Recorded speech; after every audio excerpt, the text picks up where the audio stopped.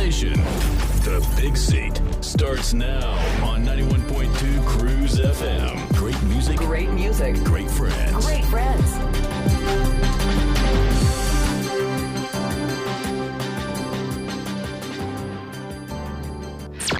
It's tough. It's bold. It's real politics. The Big Seat.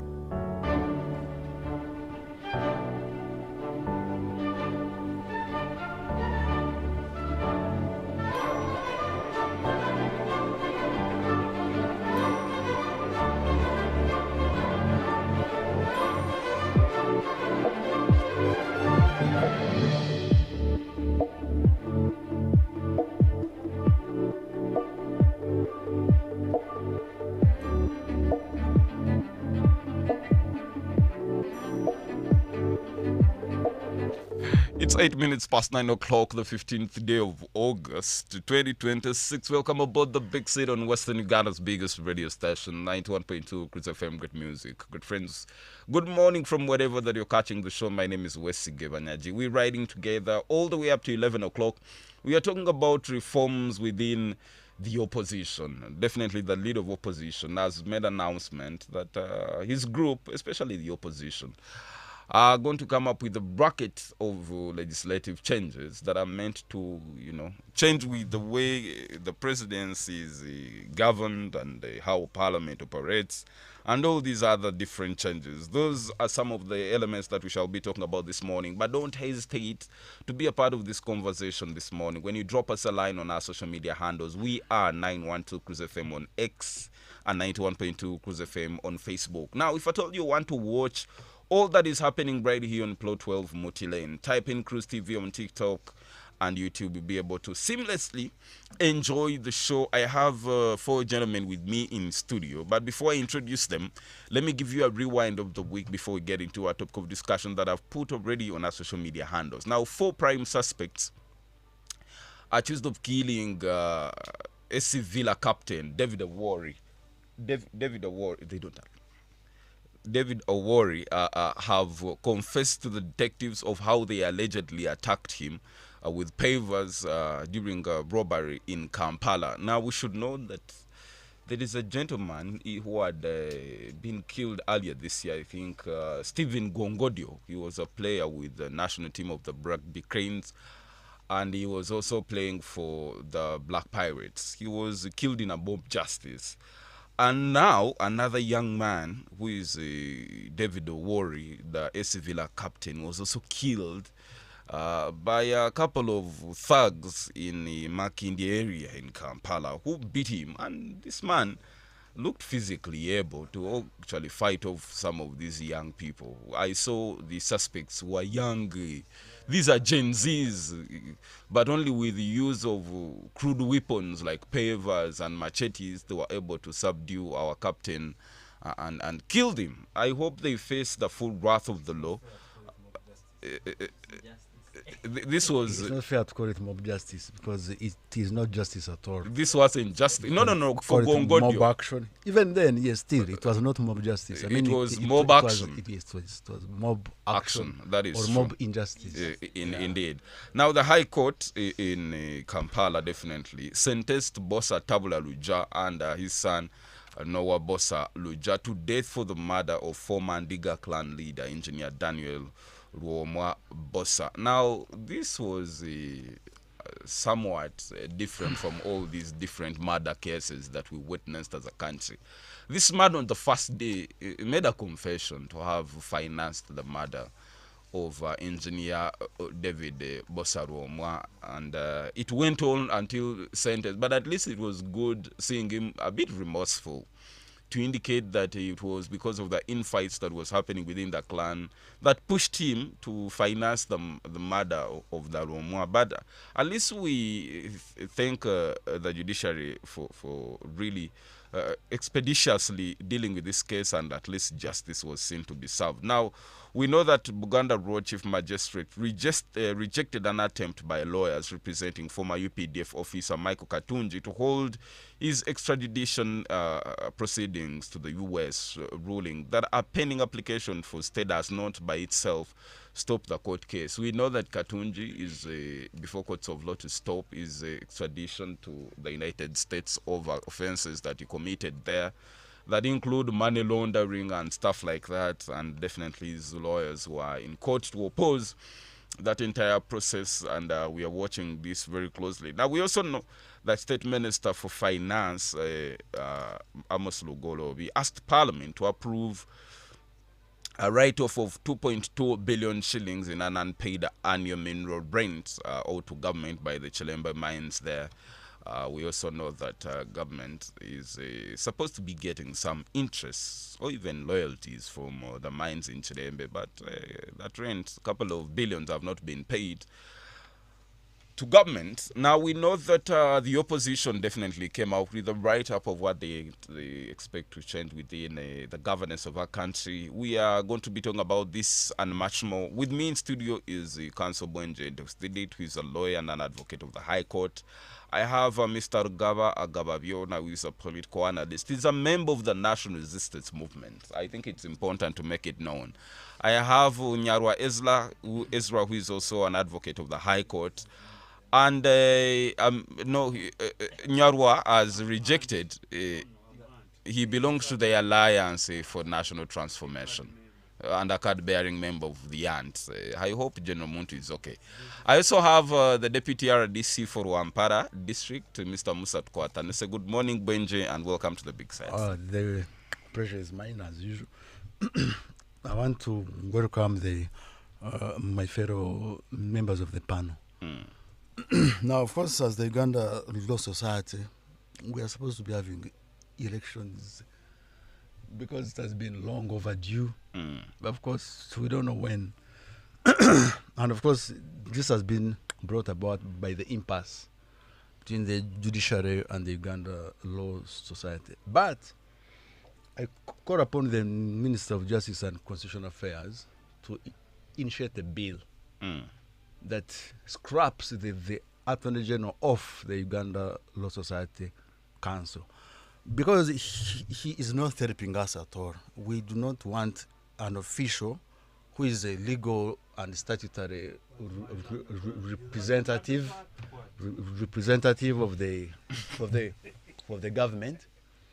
You see, when you have the Attorney General of Uganda, who is the legal advisor to the government of the Republic of Uganda, when you have him as a member, as a statutory member of the Council of the Uganda Law Society, that makes, it creates kind of like a conflict, because we all know that the government of Uganda is the #1 abuser of human rights and freedoms in the state.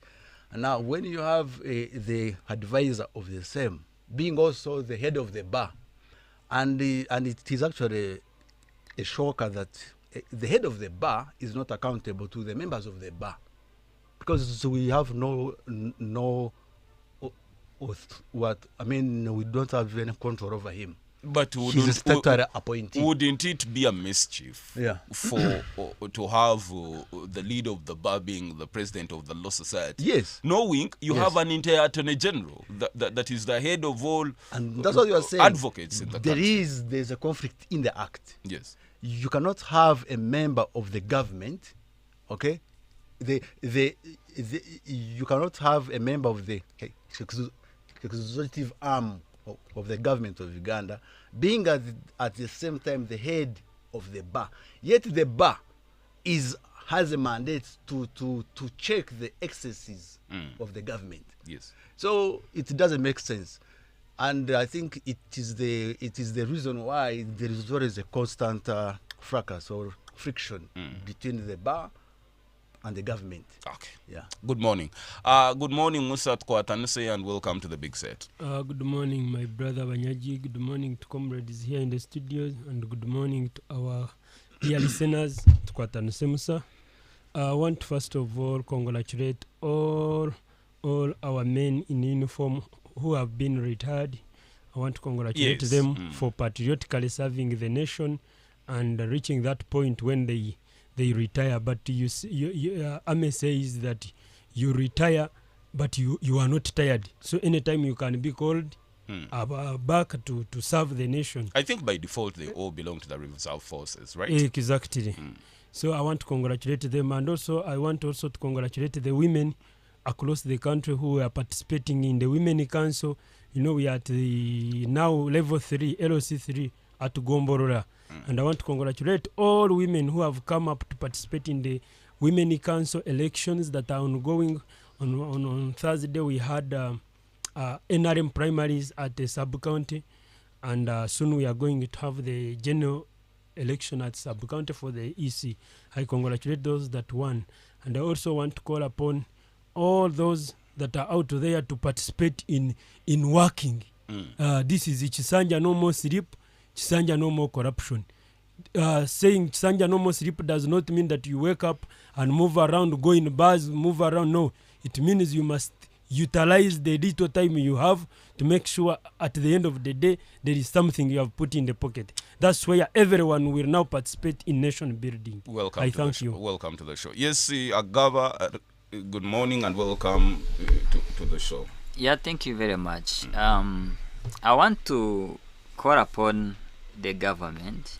You know, to make a complete soldier, the government invests in lots of money, resources. So I want to call upon the government to look for ways of utilizing these retired officers. We shouldn't just let them go because they have retired, because they can still serve the nation in different capacities. So I'm not technical in that area, but they should look for ways of making sure that the resources invested into them should be put to a good use. I want to thank our listeners out there who have spared their time and maybe their resources to listen to us, and also call upon them to join us in contributing one or the other. And on a special note, thank the administration of Cruise FM and you, the moderator, for giving us the platform to always come here and share our views. Okay. Not that we are the most knowledgeable or very informed of everything, but also to get a platform to share our opinions and maybe change one or two things out there. Thank you, Mr. Rugaba, for making it time this morning. Yes, Mr. Nyarwa, good morning and welcome to the Big Set. Thank you, Mr. Banaji, the moderator, and I also want to add my voice to thank the management of Cruise FM. Yes. For giving us that opportunity to always share the issues affecting this country. Yes, and I welcome everyone, and mostly the listeners who sit wherever they are to listen up to when the program is done. All right. Yes, I want to welcome you, Ezra Nyara, and the rest of the team for making it up this morning. Now, to be a part of the conversation, go to our social media handles. We've put our topic of discussion there. You can be able to, drop us a comment. We shall be able to read some of those messages when we come back. But also to be a part of the conversation, you call in on 752-912-912 and 780-912-910. Don't touch your radio. We're stopping for a very short break. We shall be right back for our topic of discussion. Good morning. It's tough. It's bold. It's real politics. The Big Seat on 91.2 Cruise FM. Great music. Great music. Great friends. Great.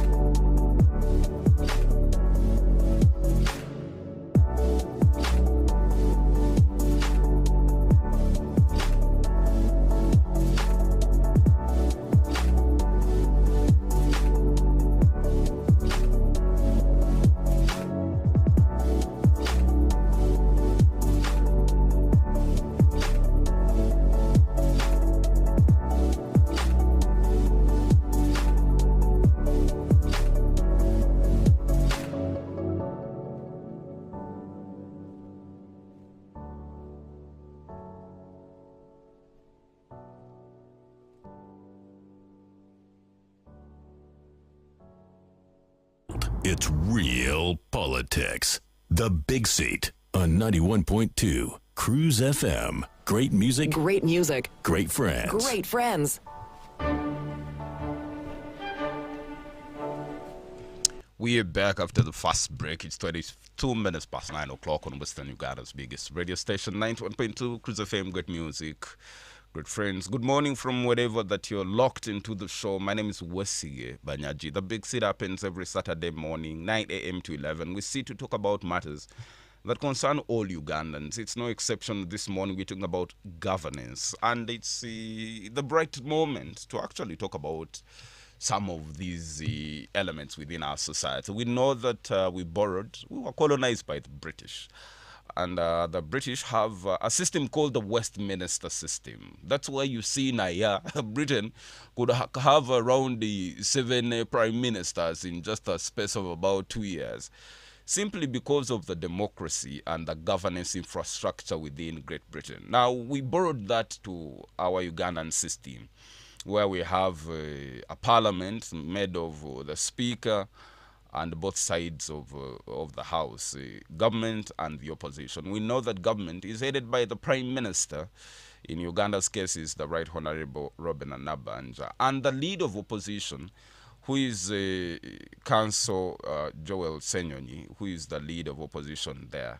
We know that he introduced a raft of proposals that he intends to definitely usher before the August House. We know that the proposals include legal and governance reforms targeting public assemblies, the criminal justice system, presidential administration, public spending, refugee management, and disaster preparedness. The proposals contained in the opposition legislative priorities for financial year 2026-2027, and definitely this was a paper that was prepared and presented by the lead of opposition. The 5-year legislative agenda seeks to amend and introduce laws intended to strengthen constitutionalism, accountability, fiscal discipline, access to justice, and public participation in governance. We know that when government is seeking the mandate to serve Ugandans, it's through these elections that are conducted every other 5 years. And this time, we held an election in January the 15th, and we had the president was voted for by 71% of that vote. And parliament was constituted, and there was an introduction of a budget proposal that came out of a manifesto that was made by the NRM. And now the work starts immediately, knowing that government, the president has appointed and fully constituted the executive. And the opposition has also had the alternative budget. Is it only right to say now democracy is working? Buenjedos did it. Democracy. Because now we know we had public participation of all citizens of this country. When we went to the polls on the 15th of January, we voted our leader. The president was announced by the Electoral Commission. Parliament was constituted. Leadership of Parliament is in place. I think as a term of office of the 12th Parliament, the ball is already only set to roll. Isn't it only correct to say it's democracy at work? Now, of course not, because the parliament that we have is an assembly of robots. It does not have a mind of its own. So, irrespective of the merits of the proposals, I don't see them going anywhere. I don't see any amendment being brought forth because of the opinion of the opposition of Uganda. I would, of course, I love the substance of the proposals. Making, of course, Parliament accountable, trying to remove the committal process in the magistrates' courts, and of course the harmonization of the Public Order Management Act and the Penal Code and so forth. But now the issue is the NRM, which has been subdued by the PLU. Is it in consonance with the same? And of course, being the majority members of Parliament, I have no hope at all that these amendments are going to pass. I mean, be they good or bad, I don't see them going anywhere.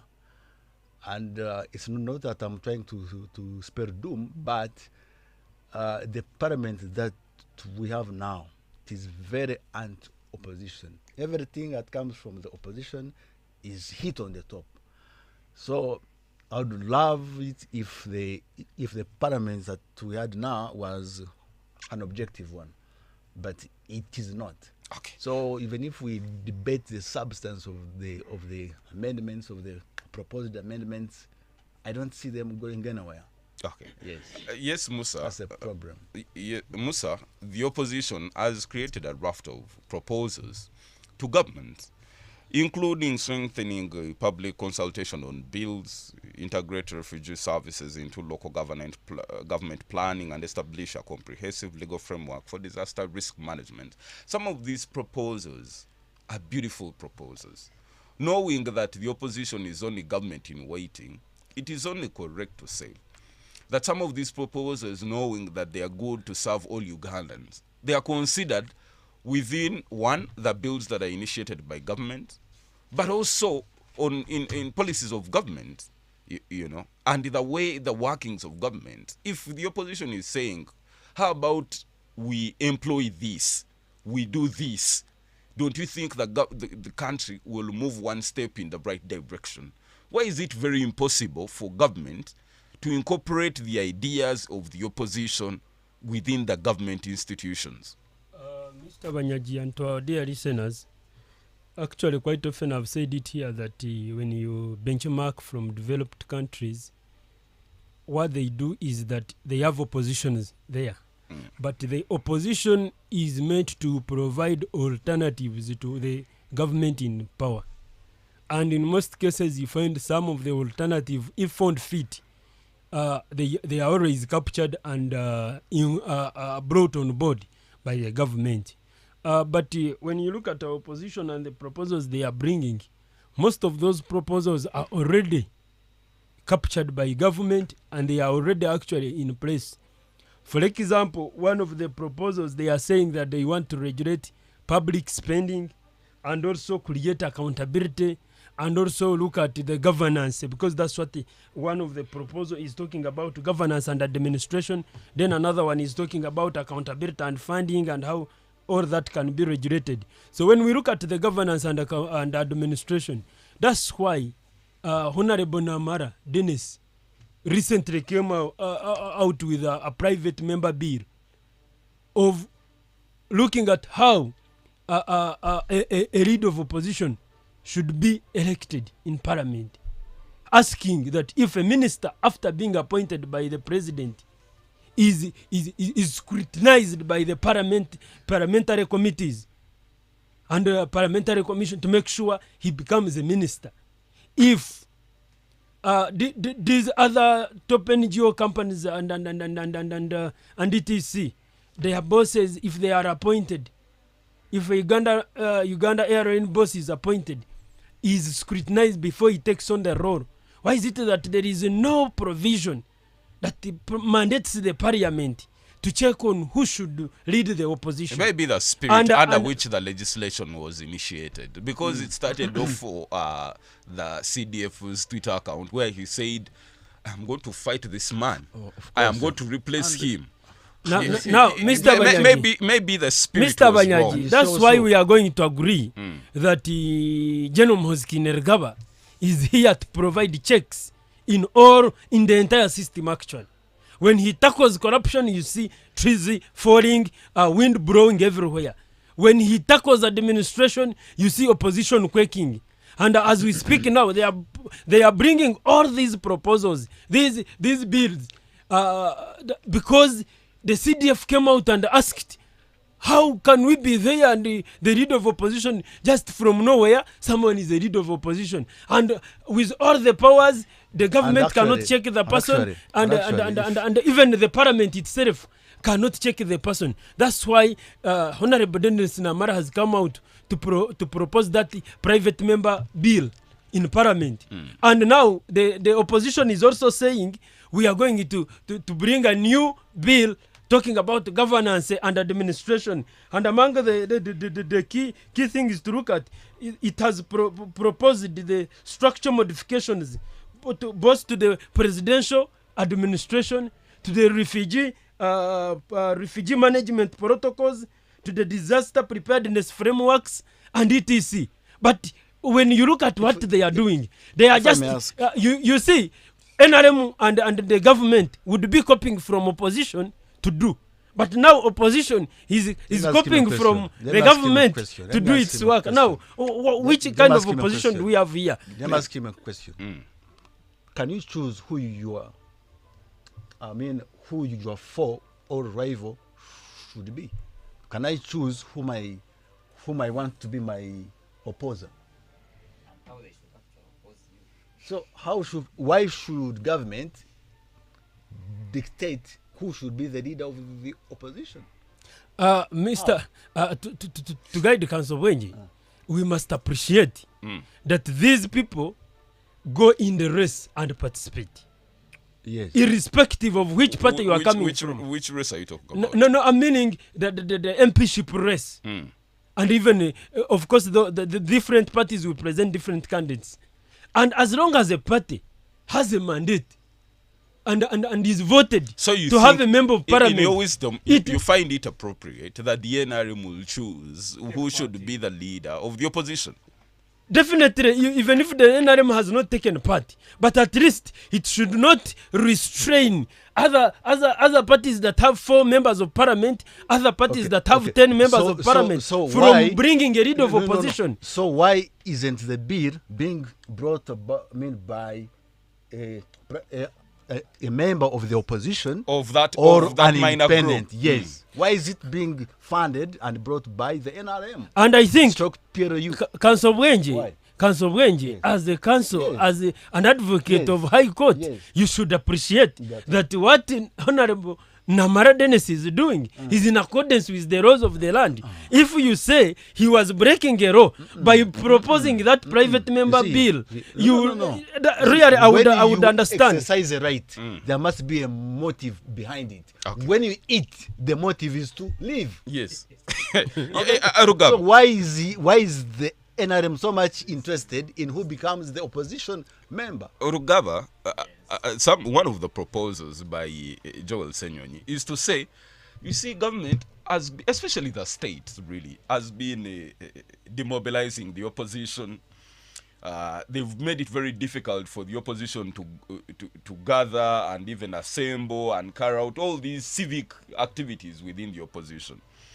And Joel Senyonyi and his cohorts are saying, how about we initiate a proposal that will deal with this Public Order Management Act? Do you find the parliament, the 12th parliament that has literally 80% NRM, passing such legislation? Yeah, first of all, when you listen to some of our colleagues, you are reminded of that biblical story between Philip and Nathanael. So when Philip told Nathanael that he had seen Messiah in Jesus from Nazareth, Nathanael couldn't believe it because to him there was nothing good that could come from Nazareth. So it's the same thing in our setting today. So those in opposition don't think anything good can come from the government. They think the government has lost track and it cannot really do anything good. Yes. And on the same side, those from the government think there's nothing good that can come from opposition. In fact, opposition is the enemy of the state. It's something that doesn't deserve a space in this country. And this mentality is wrong. So when you look at these proposals, yes, some of them are really good. I try to look at them. Let me talk about the strong points, the strong side of them. They talk about the issues of constitutionalism. We all need it. We need a working constitution. They talk about the aspect of accountability. Holding maybe president accountable. If you're giving these donations, how is this money being used? That's good. They talk about the issues of fiscal discipline. Again, you're using public resources. How are you using them? That's good. They're talking about the issues of judicial safeguards. Perfect. They're talking about issues of institutionalizing presidential powers. Yes, you are the president, but being the president does not mean that you're the alpha and omega. You should also be checked. That's perfect. They equally have a weak points. Talk about the political condition that we are living in today. The realities on ground. We've talked about the NRM being the majority. Will they buy this? No, absolutely not. So they are not alive to the political realities on ground. They are not alive to the issues of power imbalance, that informal power structure. Today, when my colleague was submitting the deputy RDC, he talked about the CDF doing this. But when you look at the formal power structure, he's not supposed to be doing that. Yes. So that's the informal power structure that you're talking about. And these proposals are not alive to that. So those are some of the things that will most likely stay for them. Much as they are good, the good part of it will just be thrown to the dustbin because of our interest of the day. So I would really want to give them a benefit of doubt, but I'm also, just like my counsel Wenge, I'm worried that they might not see the light of the day. Yes, Mr. Nyarwa, some of the proposals that are being engineered by the opposition is to get rid of committal proceedings. How is that even logical? That the opposition is suggesting we get rid of committal proceedings, because we know the essence of committal proceedings under criminal procedure. Why is it that they want to get rid of aligning an accused person before a chief magistrate or a magistrate's court for committal? I mean, what's wrong with that? Well, it is a problem itself because it has an element of suffocating the rights of an accused person. Yes. Why? Because I'm supposed to be tried by a judge. I'm just giving an example. Yes. I'm supposed to be tried by a judge. But here, my time is being wasted before a G1. Yes. For about 6 months, sometimes a year or 2 years, because you know our criminal justice system. Someone is arraigned in court before they fully investigate. So if you are coming to court, remember you can't even take plea. Yes. You understand what I'm saying? Yes, you can take plea. You have appeared before a judicial officer where you cannot even take plea. So as you're trying to raise your arm, they will tell you, please, just you need to know the principle that here we are here to read the charges for you to understand them. You are not allowed to say anything. I think you understand what I'm telling But you. wouldn't it be unfair to that an accused person who is before an high court judge is going to hear of the offences against them, the charges against them, for the very first time before a high court judge? I find that unfair too. No, but the whole point is that take me to court when you already have the evidence and I'm ready to take plea and I start battling my case. I can't apply for bail before a person, and the person will rightly say, I've read the charges, I hope you have understood them, investigations are still ongoing, and you can't apply for bail before me because I do not have jurisdiction to entertain your matter. Therefore, my duty is very simple, to keep adjourning this case until the committal papers are done. How is this affecting accused persons in the whole scheme of things? One, that I'm before a judicial officer who cannot assist me in any way. Secondly, even if I have an answer, whether I'm supposed to plead guilty or not, here I'm taking 6 months or a year before doing that. Even if I was guilty and I want to take plea and say, I plead guilty, I'm being misplaced in another court. So that idea should be a welcome to everyone. Because today is someone who is in prison, whether your brother, but tomorrow it might be you who is being charged with a capital offense, but you are appearing in a wrong court. In my view, that is correct. And there are two ways they should have actually proposed it. Either to increase, they amend the Magistrate Courts Act, allow every judicial officer to hear those capital offenses. which would be impossible, really.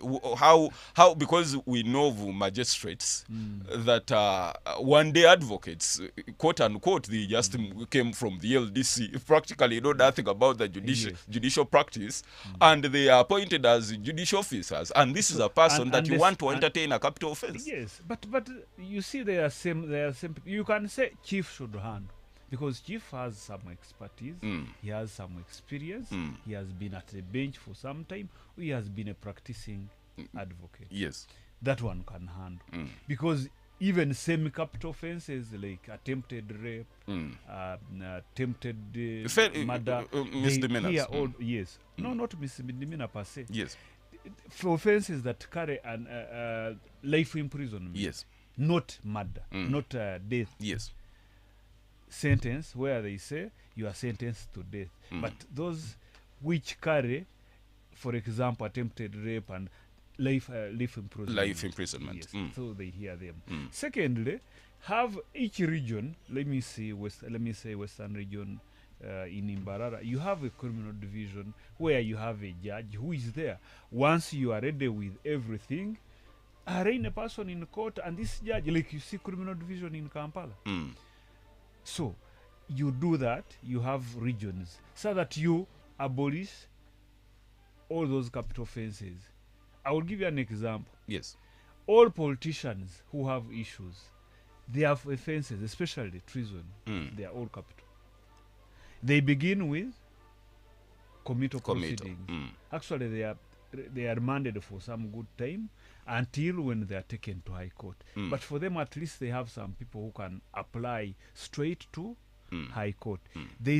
There are individuals who do not have even a chance to have someone to represent them at that stage, until the state gives you a lawyer on state brief. So those ones, if he is appearing before a judge, he will say, "My lord, I'm here for plea and I need to apply for bail." Then the judge would say, "Okay, look for counsel on state brief to assist you do something." Okay. When did you associate with your... Yes, maybe secondly, complete. I want to hint on what my Please. brother... Yes, especially to something to do with choosing a leader of opposition. Please. Well, the role of a leader of opposition touches every person in public. Yes. But we need to differentiate them. And I will give an example. Marriage in Africa is a social affair. Yes. It is a public affair, actually. But you, as a groom, you deserve a right to choose who should be your bride. man. Your best man, yes. Yes. But here, I'm going to narrate, I'm going to actually to give an example of what was in the Bible. These two ladies who are fighting over a child, and one child had died in the night. So that's what is happening to our brothers in the NRM. If there is any person who is aggrieved by the way the leader of opposition is selected, then it should be these minority members of parliament. It should be that member of the UPC, that member of the DP, that member of NUP and other people. Not the NRM. Yes. Why should be the NRM to choose who should oppose them? Really, is that logical? Why should I sue when I'm not the aggrieved party? Yes, under Article 50, you see, you can have in public interest. But of course, you need to prove. Still, you must have a direct and sufficient interest. Yes. But the NRM is far away. Maybe I want to pick your opinion on committal proceedings. You see, the conventional rationale of committal proceedings was to enable the magistrate to make an assessment, a determination of whether the state has enough evidence to sustain a case in the High Court. But nowadays, not to purely allow busybodies in the High Court. The state to drag on, the investigations are ongoing, we seek an adjournment for a whole year. Nowadays, a magistrate is there just like a stooge. They don't make any assessment at all. They just have to wait for the state to bring committal papers. They don't even read. You see the purpose of having a perusal of the indictment and the summary of the case is for the magistrate to make a determination that does the state have a prima facie case against the accused person. How come If then not, they it do has to not be commit. how come it has to even still be established in the High Court? You see- Why you see now, why are you now giving you- the magistrate you see- double work? No, you see, it should be I'm going to give you a the simple story of something magistrate. that happened Yeah, I'm going to recently. give you an Yeah, yes. you see, it should be the magistrate to act as as kind of like a net to filter those cases going to High Court from those which are not going there. And so the purpose of committee is not just to kind of say Grange has been committed to High Court. No, you must make an assessment. Is there enough evidence against Grange? If not, you don't commit. If yes, you commit. But how do you But the law how is do you different, get my to lovely know brother. of No, whether there is no. evidence The without law is getting into the different. merits? No. Yes. How? Yes. I mean, counsel, how are you going to determine whether there is sufficient evidence No. without You see- going into the No, merits of the case? No. Have power. You see, the purpose of that is for the magistrate actually to have a perusal of the police statements and the summary of the case and the indictment. So it is not enough for the state to say Bwenje on the 6th of December he committed defilement against a girl of 16 years of age, and he has no defense at all. No. Okay. The magistrate has to make an inquiry as to who saw him, which kind of circumstantial evidence is against him. That would If be that- going into the No, merits no, of the no, case, no. though. Don't- Nyago, Nyarwa, Now, give me read that. everywhere. Yes. If you read everywhere, in No, Australia, in New Zealand, Britain, Let- that is the purpose of No, committee. but that is Britain and other places. Yes, Ezra. But our criminal procedure, Mm. committal proceedings are totally, you are there only to assist Yes. the person should not stay at police for all that longer. So for you are assisting. It is them. as if in fulfillment of No. Article 23 No, no, purely. no. Secondly, No. a disclaimer. Yes. A person who follows procedure, that is a judicial officer, maybe a grade 1. Mm. What they will do first, you have come here, the cases, the offenses of which you are charged are capital offenses. Yes. And I do not have jurisdiction. So I don't expect you to ask me any question. Yes. I don't expect you to To actually say anything. say anything about the charges. Mm. And because of the gravity of the offense, all judicial officers are not supposed to read police files. Mm. Actually, what they are supposed to look at is only a charge sheet. Mm. Just brief facts, the offense under which the person is charged, the particulars of the accused person. Mm. It is not you to go into the details of a police file, a medical report, And try to evaluate the evidence. No. You That wanted is to give not us an their duty. example. Yes. An example, I'm giving you an example how these things are abused. Yes. Justice Batema, Mm. David Batema, Yes. is a judge of the High Court, Mm. one of the very seasoned Judicial officers. judicial officers Mm. in Iganga. Mm.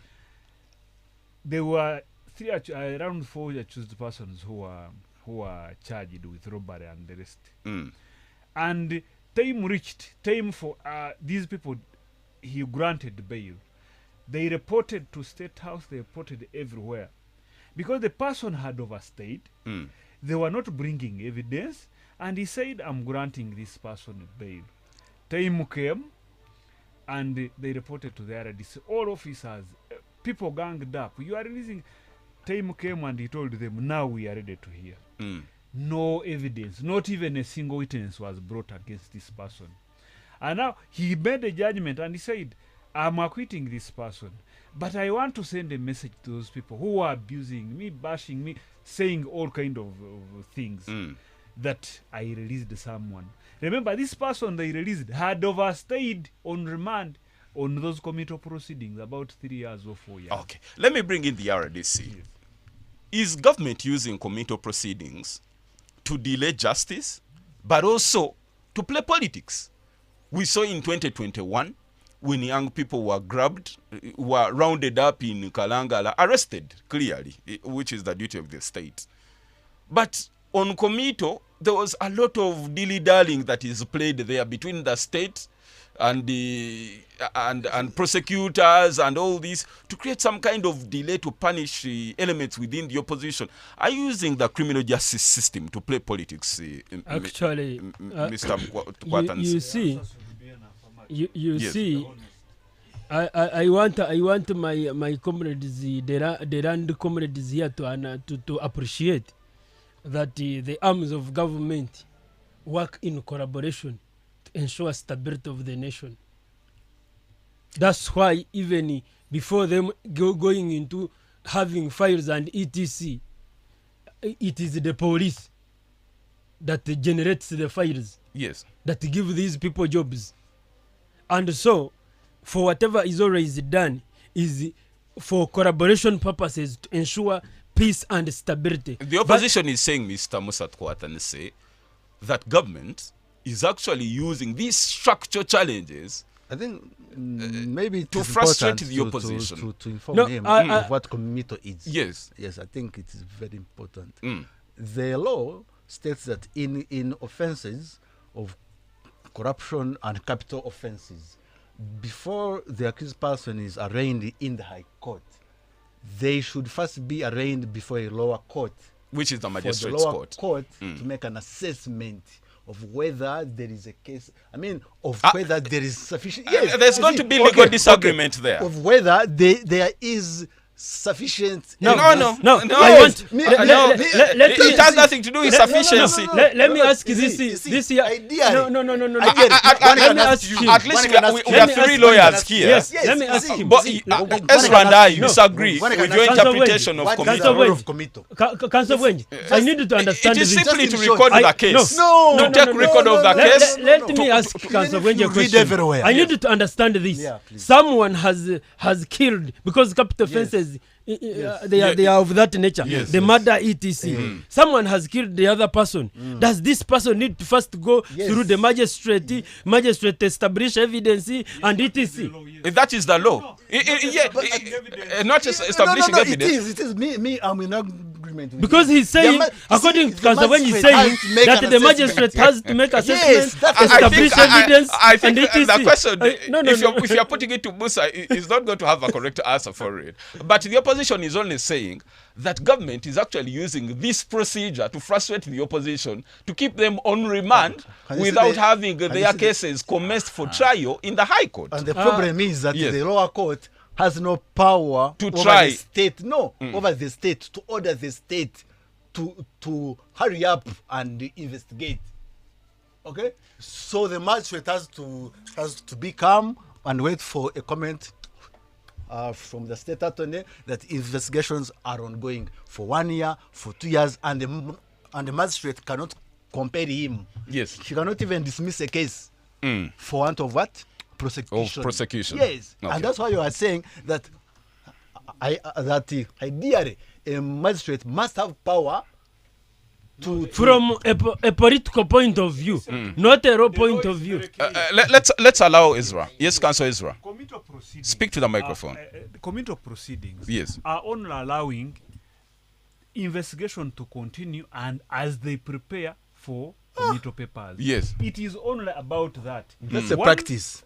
No, it's But that's not about the a rationale. But that is the law. When Okay. the MCA That was is the enacted law. in 1970, Eh. the intention of the framers was to ensure that cases which go to High Court are ripe for trial. before High Court. Yes. That you would not bring I think that is the bogus rationale. cases. Not to Yes, bring And you don't- bogus yes, cases in before the High Court. And No, that it is is not curtailed about that by the actually. magistrate making It an is- assessment, an evaluation, an It is analysis not about of, that. of Let's go to what the kind law. of case have you got. go to the law. Let's meet in the second hour. I'll give an opportunity for the lawyers to argue this out. But don't touch your radio because the best is yet to come. Good morning. It's tough. It's bold. It's real politics.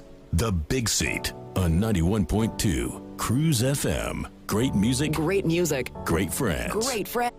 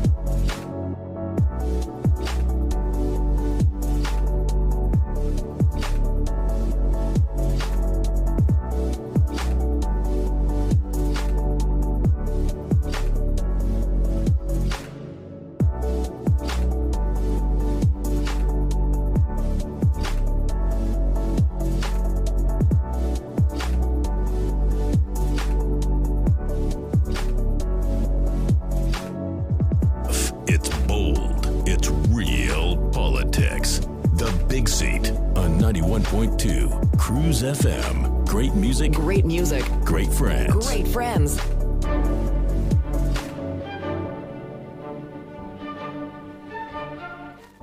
We are back. It's 3 minutes past 10 o'clock on Western Uganda biggest radio station, 91.2 Cruise FM. Great music, good friends. My name is Wesige Banyaji. The big seat happens every Saturday morning, 9 a.m. to 11. We're talking about the raft of proposals that have been initiated by the leader of opposition, the Right Honorable Joel Senyonyi, that are intended to deal with the couple of laws.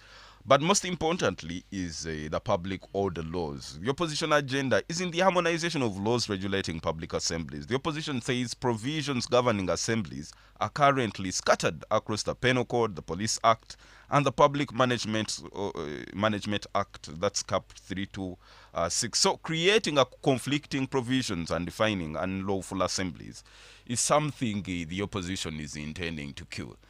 Now, how possible is it that the August House, that is composed of majority NRM, can they legislate against themselves? We've seen it very difficult that the members of parliament would actually pass a law that would reduce their emoluments, and it was very difficult that the president did not even succeed on that war. Is it possible that the NRM would pass legislation that is intended to harmonize how assemblies are conducted, and then also have to deal with the role of police in managing some of these assemblies? Because the opposition has time and again said the government uses the state to frustrate political activities of the opposition. Okay, starting with Article 79 of the Constitution, Yes. which gives Parliament the power to make laws. It says that Parliament shall have power to make laws for the peace, order, development of Uganda. But now, when you have the NRM being the majority party in the Parliament of Uganda and being subdued by the PLU, which is itself infested with the, it is actually infested with it is so, it has a lot of, can I say, a lot of, I know what can I say, I'm trying to get the right word, animosity, yeah, animosity towards the opposition of Uganda.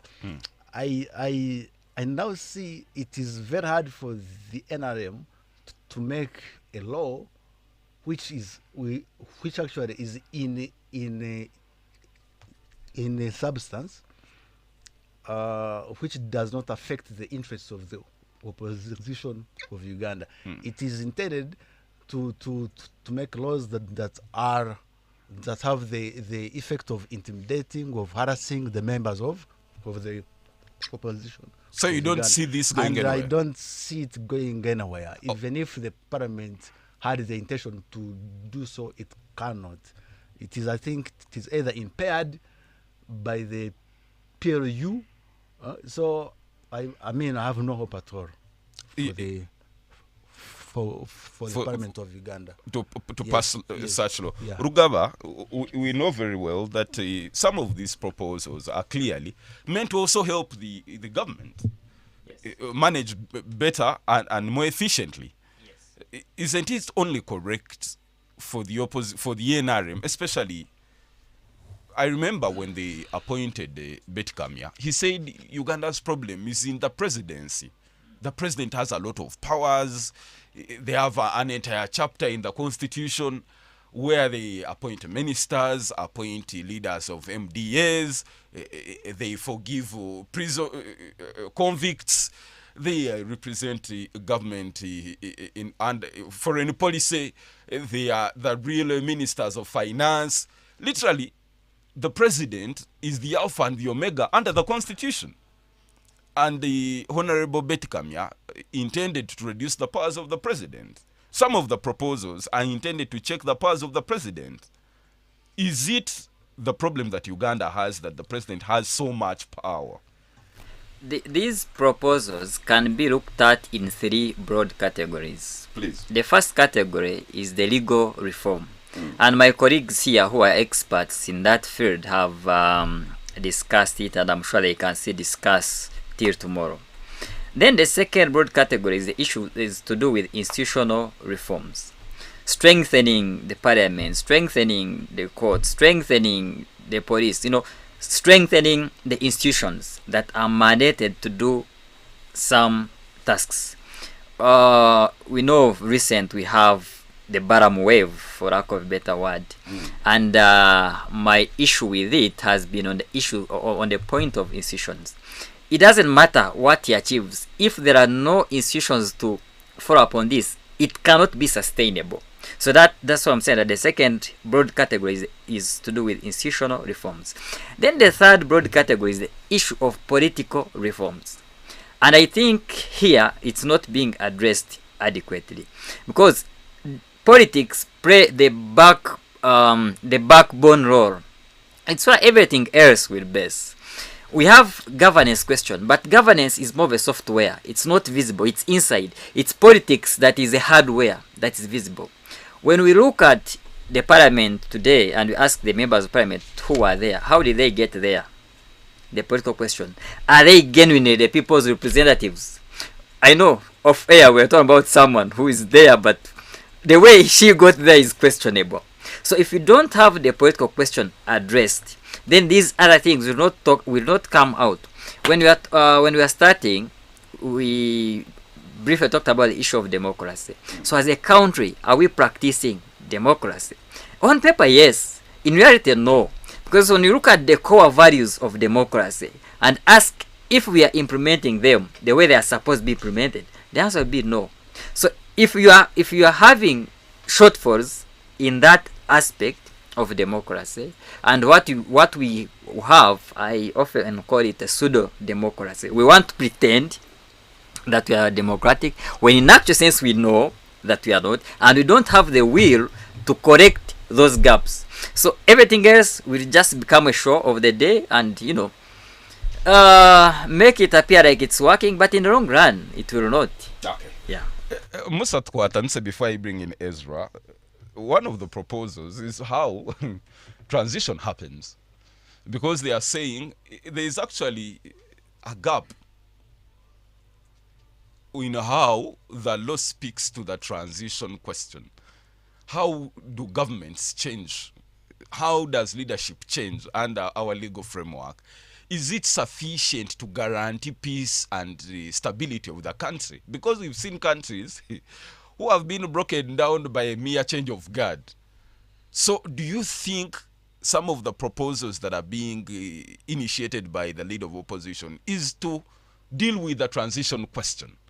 And do you buy into the idea that the current legal framework does not properly give direction in as far as how power moves from one president to another, or one government to another government? They have called that the electoral and constitutional reform, and they are saying that they want to advocate for presidential term limits, independent management of the electoral commission, and the removal of military representation from the civilian. And of course, I want to say that this reform, the reform cannot answer the question of the transition, because by nature and by establishment, we must appreciate that, one, we are an African country. Two, we must appreciate that now this one is saying, and so that's why when he was giving example of the legal frameworks he was discussing, he was saying UK, he was saying nothing like any African country he mentioned, and now he's saying and so. So we must appreciate that, and so that's why His Excellency Yoweri Kaguta Museveni and the NRM government from time to time has focused on, first of all, building the structures that can enable a transition. Structures, the military, strong military, and now having military participating in most of the national development activities because it is mandated by the constitution to be productive under Article 208. And so, no, please, when you were speaking, I was quiet. Does it distinguish between succession and transition?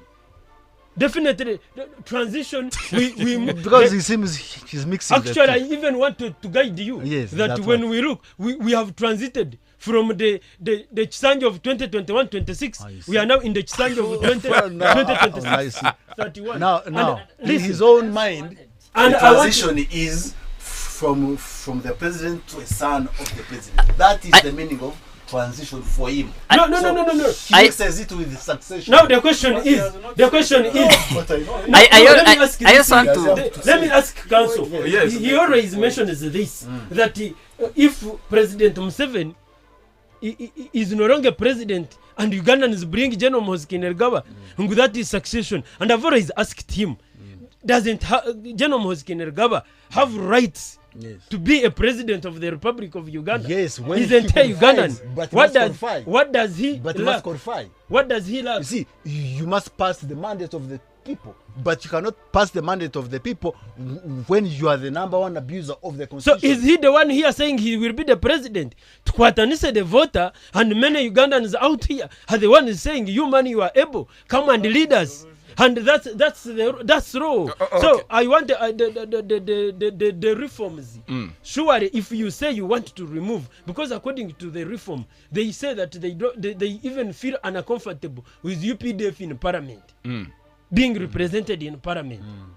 And you can bear me witness that ever since UPDF entered parliament to represent that section, at least there has been uniformity. Musa, what does the UPDF do in parliament? And when they don't vote, when they do not ordinarily vote, they're supposed to vote. They are not barred from voting. They vote. They vote, yes, but they rarely vote. But they don't speak. Actually, they don't even speak. They don't make any contribution in plenary. They are just listening posts. Yes. So isn't Actually, it correct to also say they don't serve any purpose in parliament, that we should put them out just of consume parliament? taxpayers' money. They don't do anything. Now, when you say they don't speak, recently you saw General Sam Kavuma What was he speaking?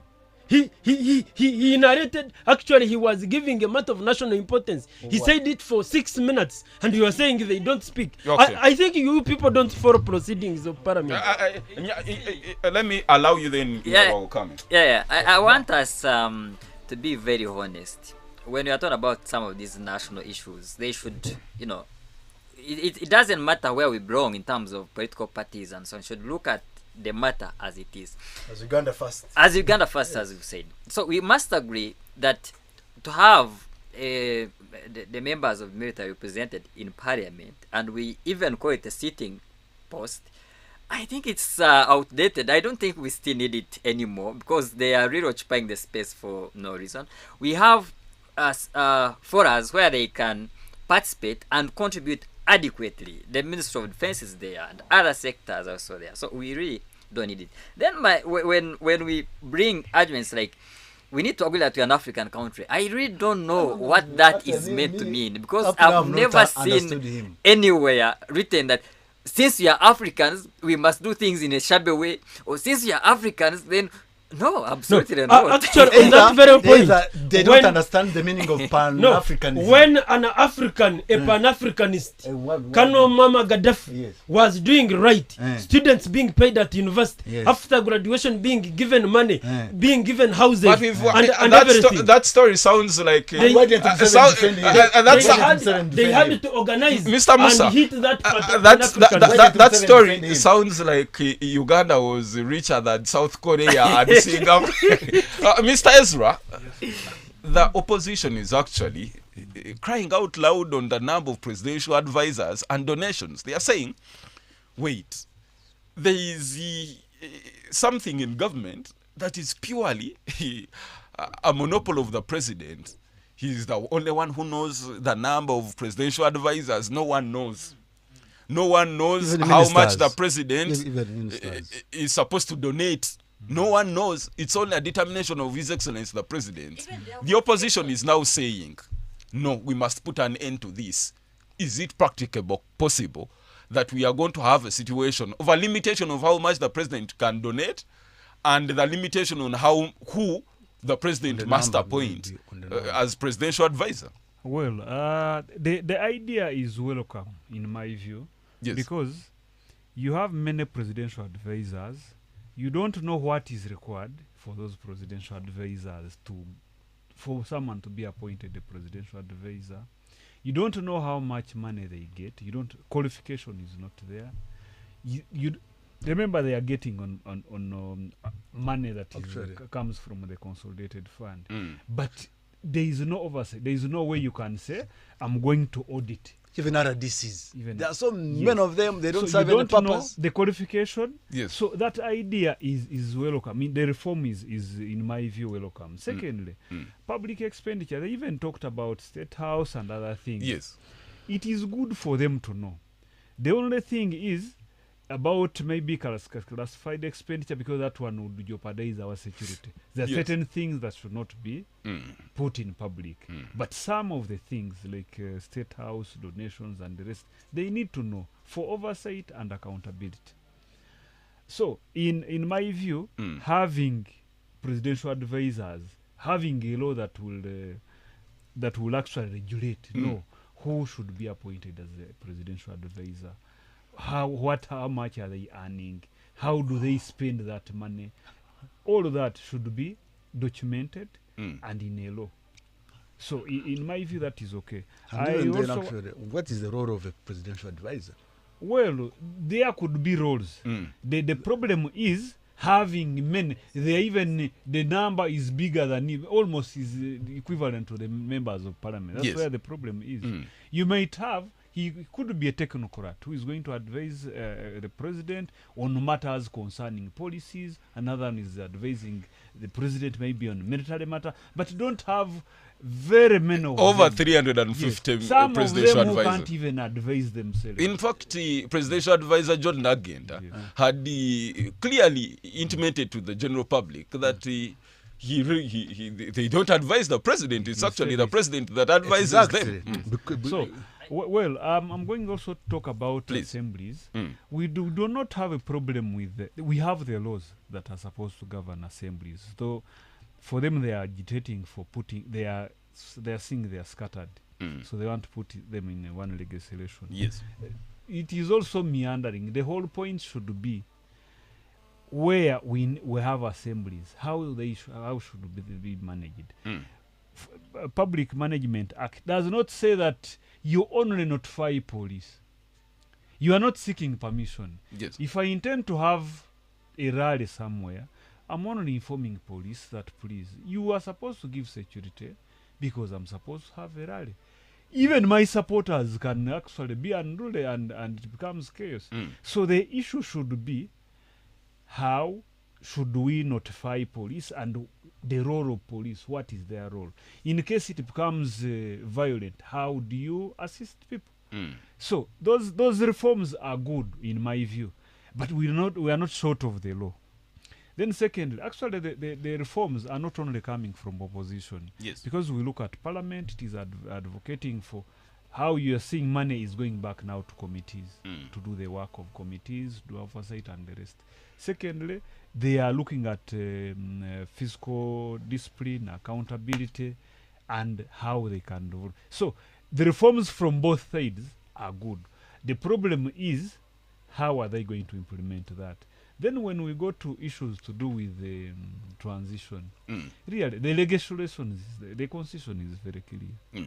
In the absence of the president, you have a vice president. And every after 5 years, it's an interest article to mean there shall be an election. The only problem was to remove the term limits. So if they can set the term limit, that would be a welcome. Yes. Okay. So, yes, Rugaba. Talking about the issue of the presidential powers and using the aspect of presidential, appointments and so on, I would use an example of our colleague, the RDC here, because he's the only presidential appointee as we're here.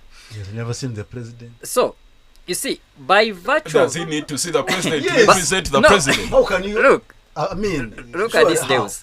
So by virtue of their appointed you. by virtue of their positions, There's an entire ministry that is charged with RDC. The burden is on him to tell us that he saw the president. Let's listen to Rugaba. this is my point. By virtue of their positions, we are obliged to respect them because he is the presidential representative. So by virtue of their position, we are obliged to respect them.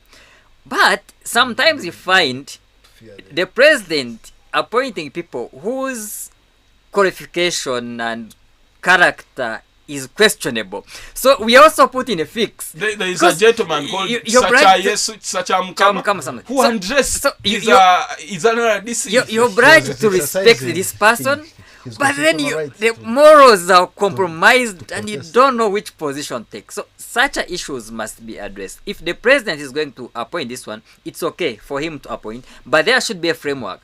Who is supposed to be appointed, for what purpose, for how long, and so on. So all those issues should be addressed, and it's a very good proposal that should not just be discarded. Okay, let's go to the lifeline of the show. The feedback from our callers and messages on our social media handles. 912 Cruise FM on X and 91.2 Cruise FM on Facebook. The numbers to call right about now is 752-912-912 and 780-912-910. Call in and let's get to hear from you on what you think about the proposals by the leader of opposition to make some amendments in the governance system of our country on 752-912-912 and 780-912-910. The big set. Who's the same? Yes, good morning. What's your name and where are you calling from? This is Joseph Gumiserza from Gwengure. Yes, Joseph. Then to the discussion. From my see that the proposal of the leader of opposition will not be considered positively because Uganda is not a democratic country, much as we have some traces of democracy. Because in 2026 elections, the CDF came out and said that he will provide logistical support to all NRM flag bearers. And remember that a democratic country should have a non-partisan and neutral military. But the man came out and cited his side. Really, that is urbanism.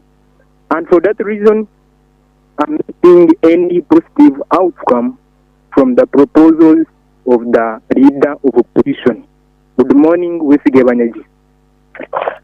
All right, you're much appreciated. Thank you so much for that feedback. Call in on 752-912-912 and 780-912-910. The big set.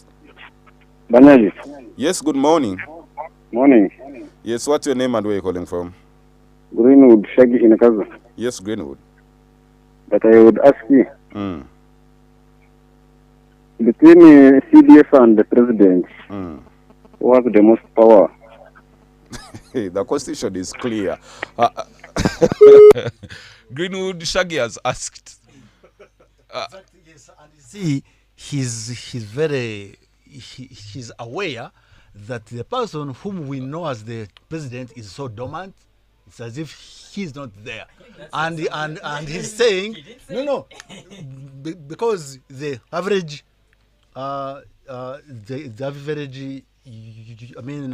citizen of Uganda knows that Museveni is the president by law, but his son is the president by fact.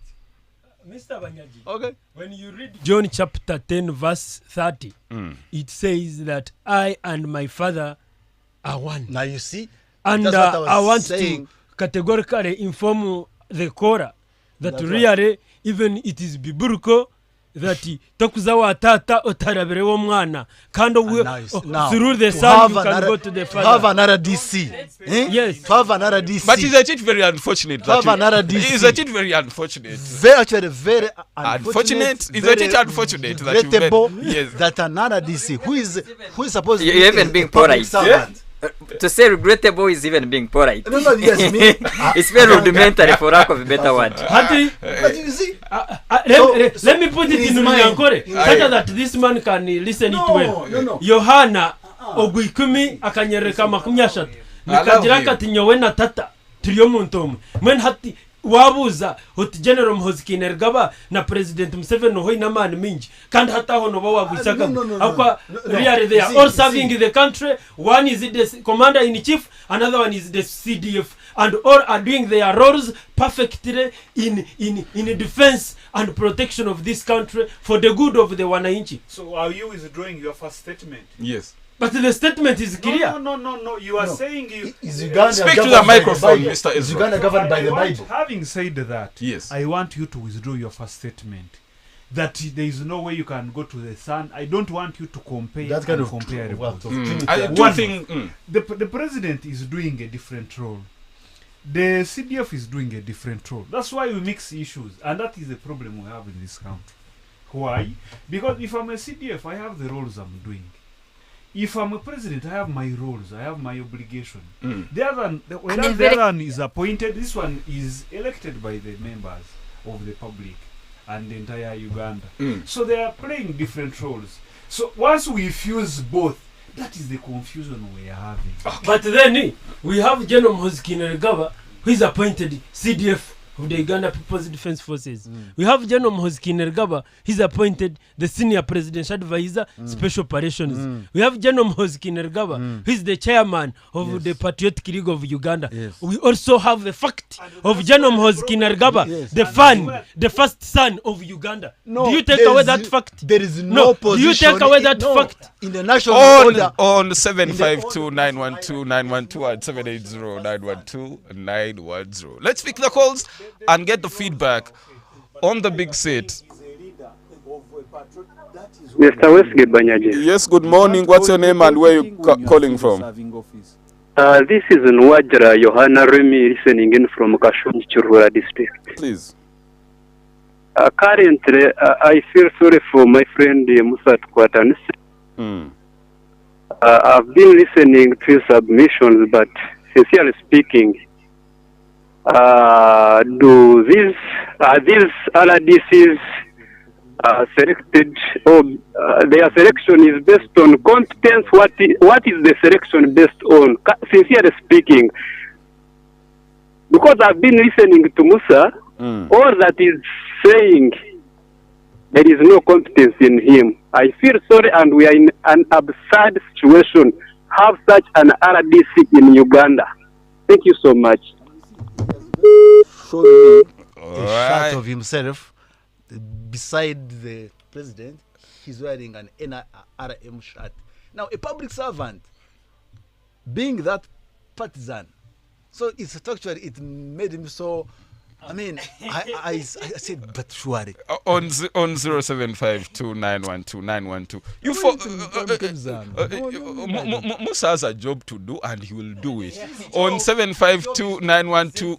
President, not the chairperson of the NRM. Yes. Let's pick the feedback. Good morning, Cruise FM.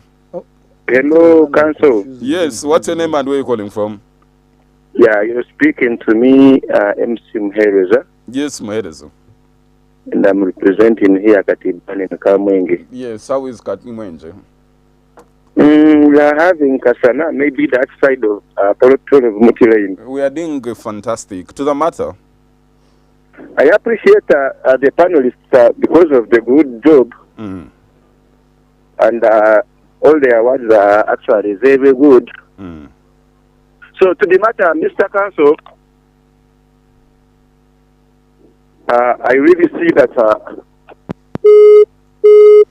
Just lost that call. Let's go to X. We put our topic on there. The opposition in Uganda's 12th parliament has unveiled a 5-year legislative agenda proposing major reforms in governance, criminal justice, public spending and public participation. And the question is, what do you think about the opposition's proposed reforms? Do they address Uganda's most pressing governance challenges? And how likely are they to receive support from parliament? I have Black Ateta appreciating the Shanda. He says, I think those are good ideas, but the opposition are the minority in parliament. I don't think they'll receive support. They are few, but otherwise, thanks for the show. You're listening in from you're in Katoma in Chigara Mashema. Thank you. Dr. Dutch, you're saying Musa Tukwatanisha should understand he's not one of them. He is worshipping them. Let him reduce on the energy before he's dumped. I'll read the messages the way they are because that's my job.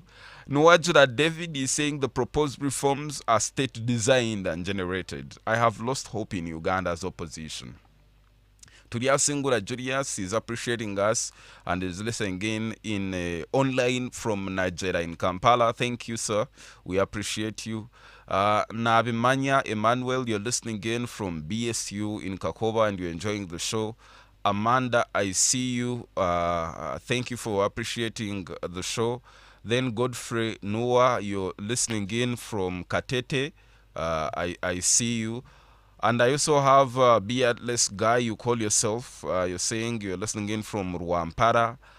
And you're saying the RDC, you're listening in from the institute, an institute in Rugando.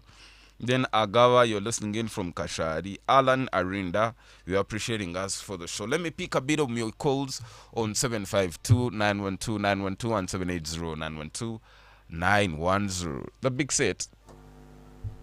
Yes, Wanyaji. Yes, good morning. What's your name and where are you calling from? This is Norma Yadane. I'm now arriving in Kazo. Yes, please. But on the matter, Wanyaji, I think we have very many discussions because of opposition now in Uganda. If there was no opposition, no voting, then it will be better. If there was no opposition or voting, it would be better. Yeah, it would be better. They are just wasting our time, wasting our money. And all these discussions couldn't be. If we didn't have democracy, that's what you mean? Yeah. So you prefer that there shouldn't be democracy? We should say that there is no voting, there is no opposition, and we go movement. Bwenje is saying you should also say there is no government. No, we should also don't have a government. Let's go to Facebook. Keep those messages coming. I'll be able to read some of the messages that you've sent in on 752-912-912 and 780-912-910. Send the messages. I'll be able to read. Majority of the messages are definitely coming in on Facebook. And I have Chaine Rogers in Rugando Rwampara, Kumarwa Simon, you're listening in from Muntungamo College and you've enjoyed the show. I have Alan Drake and a couple of you that are locked onto the radio. Want to appreciate you so much for your contribution on 752-912-912 and 780-912-910. Cruise FM, good morning. Yes, hello. Yes, good morning. What's your name and where are you calling from? Yes, how are you? I'm alright. You're talking with Chirire customers listening here in Sanga. I appreciate the family. The matter. I don't know. Today's calls, we've missed a bit of you. Nkwanga Faz, you're listening in to the show and you're saying Mr. Musa just wants to be heard and get a government position. I think I'll give you an opportunity I think the majority of the feedback that is coming in is against Musa Tkuatanese. But nonetheless, I want to pick your conclusion on this topic as we get to talk about slightly something else. Musa, your parting shots in there. I want to categorically appreciate those people that have called and even those that have sent in the messages. I have heard many say that maybe I speak to please, I speak to amuse, but I want to say that my opinions are binding and they are well thought opinions. First of all, as long as we cannot appreciate, you see, I have said it quite often that if Uganda was ruled on the rights of the Bwenjes and their demands, by now Uganda would be on fire. Because these elites want to take the way they want to take things. And definitely, that's why His Excellency, a smart elite, looks at the Wananchi. As Council Bwenje is here booming and pushing things, wanting, because these actors, even most of them, are always funded to spread the agenda You they see, always you spread. see, And, the person definitely, if whom he supports as the chairperson of PLU, he went to the elitist military academy in the world. So how dare he say that we, the elite, are the burden of Uganda? His chairperson must be the number one burden. Just add on something actually, more. To add on something more, many years ago, the NRM government invested lots of money into universal primary education, and it has continued to invest lots of money in secondary education.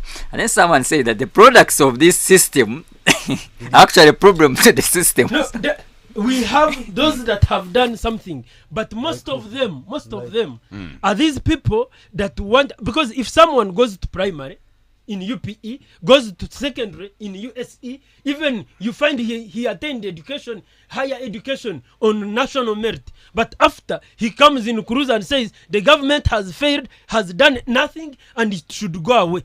Cannot even appreciate that he went through UPE, cannot even appreciate that he went through USE, cannot even appreciate that he studied university on national merit. No, the purpose of UPE and USE is to enable Ugandans to think, not to thank government.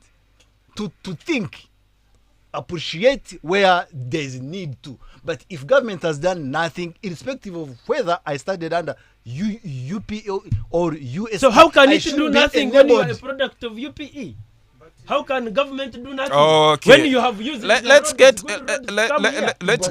back But to we the paid. But let's we paid go, tax. gentlemen. Let's go back to the feedback of our callers and listeners on Cruise TV. Manya Emmanuel, you're watching from Kakova. Atwere Longino, you're watching from Isintro. I see you, Paul Kabachunda, who is listening in all the way from, who is watching from Bundabujo. King Fahad Chwanka, you're appreciating us for the show, and you're watching all the way. Then Colin Brony, you have an issue with the RDC. And Innocent Musime, you're appreciating us for the show. Let me end with Jonas Milan, who is saying, Musa speaks as if he's not Ugandan. Maybe he could be Congolese. Thank you so much for that feedback. Definitely, let's start to get the parting shots on this particular topic of discussion. But we know the local government minister, Balambar Gahara, is continuing with this project of fighting corruption across the entire country. But we also know that judges of the High Court have convicted and sentenced persons to death. Are we seeing the president, sign, or the Supreme Court associating themselves with the judgment of the High Court? And we could see executions happening after literally 33 years. Mr. Musa, yes.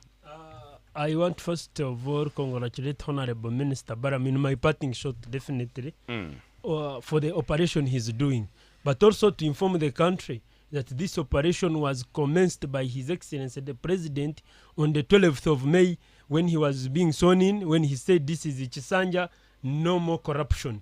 And immediately, 2 days after, the Senior Presidential Advisor Special Operations, General Mhozi Kainerugaba, launched an operation called Operation Mariza Ufisadi.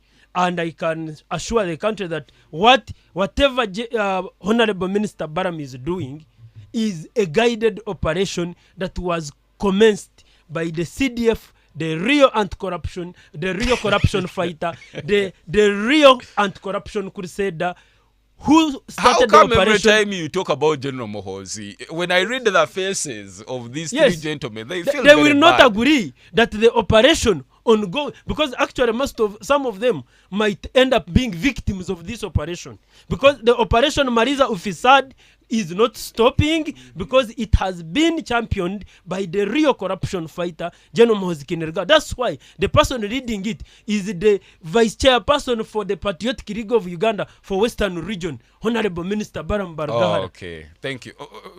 Councillor Bwenje, we started with Okedo Oyum, who was convicted and sentenced to death. We now have two gentlemen that were convicted and sentenced to death. Yes, in the Lomwa case, do we see the Supreme Court sanctioning the same and the president definitely also falling in line, and we could see an execution happening after 33 years since the president or the country last executed an accused person, a convict in 93? Yes. Thank you so much. First of all, I'm an abolitionist.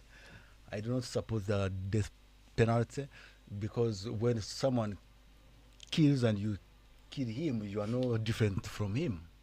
And a dead person cannot even learn. And even it is more expensive to execute. But what does justice look like? Justice means yes, you should take the place of the person you eliminated. Exactly. But you see, if you rape a guy, it doesn't mean that you should also be raped. Yes. So justice is not. You see, the purpose of sentencing a person is to ensure that the person becomes a better individual. Because if you kill him, it has sent a message to the rest that would does have not killed. bring back the person who died. So I think we should focus more on reformative justice to help a person who has made a departure from the norm learn that what she or he did was wrong. But of course, I call upon the president not to ever sign any warrant of death, and of course, even the Supreme Court should also not confirm any sentence of death, because if the state can kill, why can I not also kill? So it sets a bad example. If someone can be hanged because of the consent of the majority, it is more of like mob justice.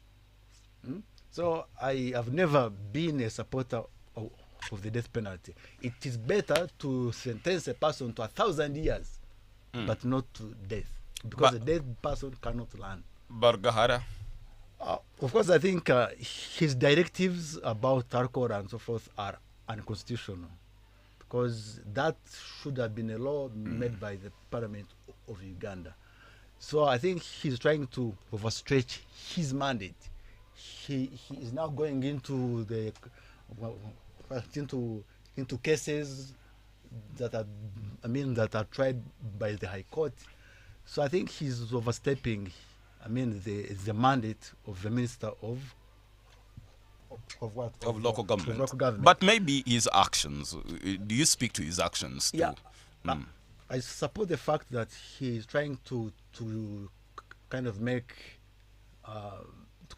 some changes in terms of how accountability is made and so forth. But I also encourage him to be aware of the constitutional presumption of innocence. It is not okay for him to call people thieves, criminals, offenders, and so forth. Without any conviction of a. Yes. Let me go to Urugaba. Definitely, you're going to speak to the two. Okay. The statements by the Minister of Local Government to ban alcohol consumption before 3 p.m., but also is traversing the country fighting corruption. After that, I will definitely have your say on the death penalty. Bargahara, you see, to appreciate what he's doing today will in one or the other compare me to question what the leaders of yesterday were doing. And that will become problematic, because I'll ask, because what he's doing is just touching a tip of an iceberg. So what were the leaders of yesterday doing, and how should we hold them accountable? Should we just let them go? Nantaba of Kayunga was trying to do what Bargahara is doing. She did not have government support. And she lost the war. In Exactly. fact, she was pushed out of cabinet. So when we go to Buweju and we discover all this and this, whom are we holding accountable? Because there was someone who was supposed to do that work yesterday, the other day, but didn't. So are we just going to let them off the hook? Secondly, issues of institutions. where are they? Because we are seeing an individual. And here there is a problem. You see, first of all, we agree that when things have really gone bad, every effort is welcome. Yes. But that's setting a precedence. So if we think we can use unconventional means because the situation is bad, then we should not hold someone accountable when they attempt to use unconventional means to do what they think is not being done, like changing the government. Because you've already set the precedence. You are saying if the situation is bad, you can use unconventional means to do things right. So if someone else attempts to use unconventional means to change the government, you've already set a precedence. That becomes a problem. So I want to interest Baram into investing a lot of time and resources in building institutions so that even in his absence, things can still continue, because otherwise he can't traverse this country alone, and he cannot consistently do it for the next 5 years. He do it for 1 month, 2 months, and 3 months. He will be exhausted. So there has to be institutions, and we must find a way of holding those who are supposed to do what they were supposed to do yesterday, and they did not do it. About the sentences. One, from the legal perspective, of which I'm not an expert, I would say maybe the ultimate punishment that you can give to someone who maybe took someone else's life, maybe is also to take their life.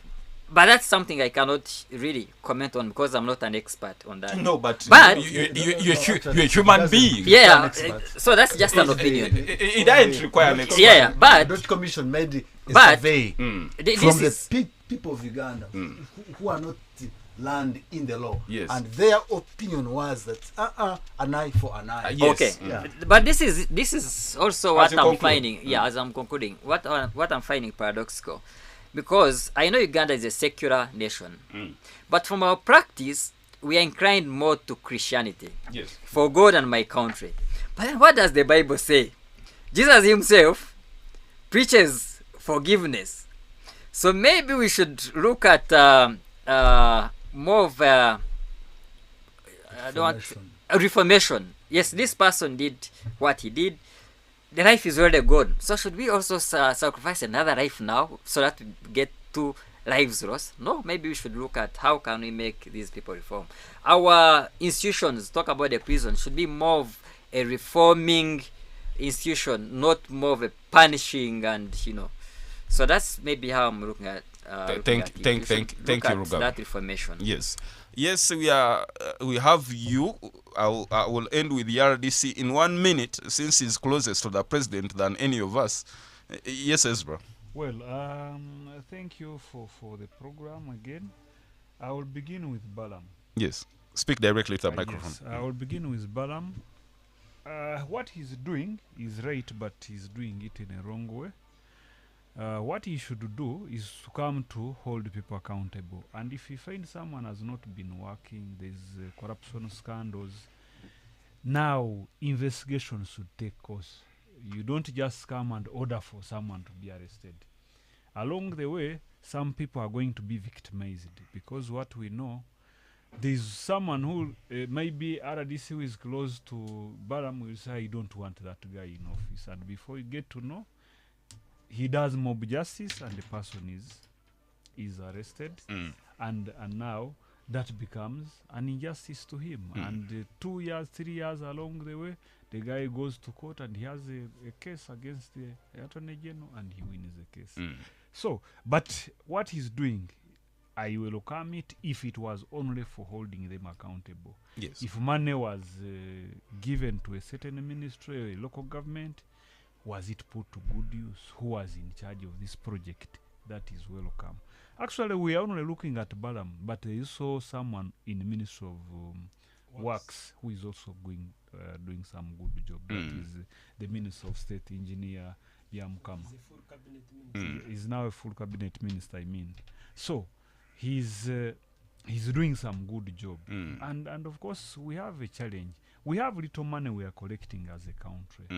But if that money was put to good use, for God's sake, this country would live in a better country.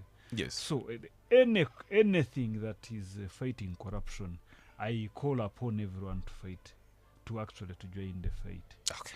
Yes. Yes, and Death penalty. death penalty. Of course, my colleague was saying it is not right, but it is constitutional allowed. Because Article 22. is very clear Yes. about that.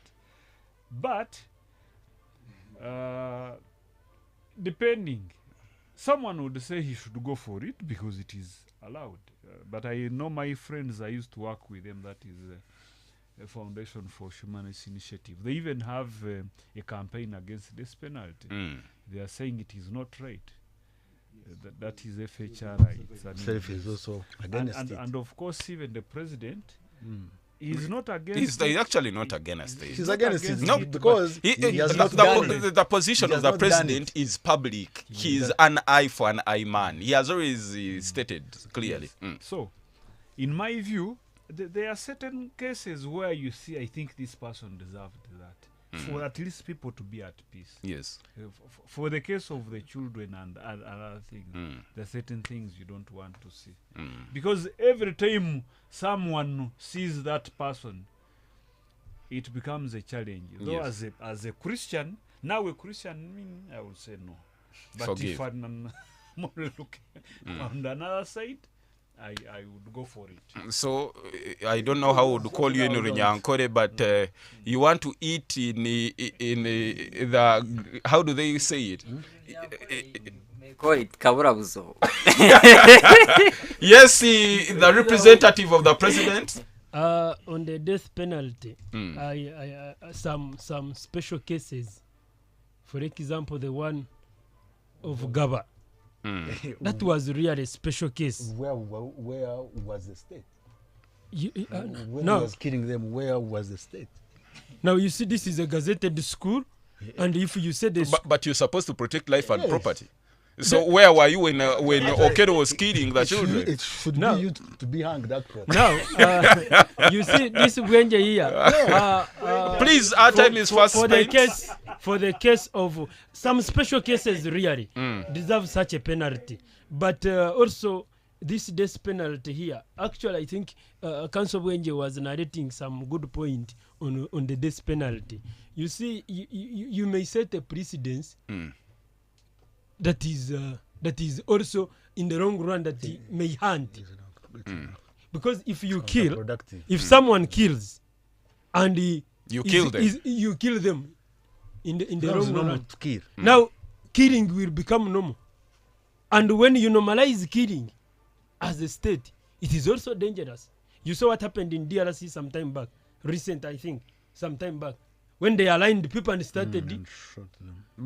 But also researchers That- indicated that states in the United States Yes. that allow the death penalty have actually a lower cases of homicides. It is on record. I don't think so. It is on record. I want to appreciate you gentlemen for being fantastic company this morning, and for those that have been listeners and ardent contributors of the show. We've come to the end of the big set.